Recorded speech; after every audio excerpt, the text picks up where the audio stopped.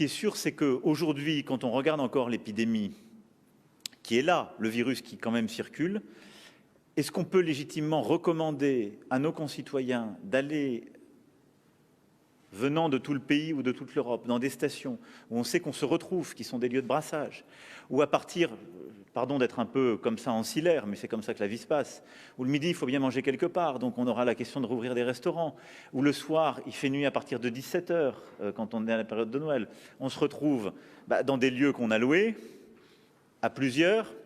et on sait que c'est comme ça qu'on s'infecte. Maintenant, il faut de la coordination européenne sur ce point, parce qu'on n'est pas tous exactement alignés. Il y a des pays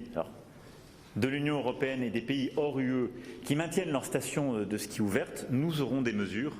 en effet, de contrôle pour d'abord dissuader plutôt nos concitoyens d'aller dans des zones où on considère qu'il y a des risques d'infection et pour ne pas aussi créer une situation de, si je puis dire, de déséquilibre avec des stations en France, en Italie, en Allemagne qu'on serait amené à fermer quand d'autres ouvriraient. Donc oui, nous aurons des mesures restrictives et dissuasives. Je vous le confirme, et elles seront affinées dans les prochains jours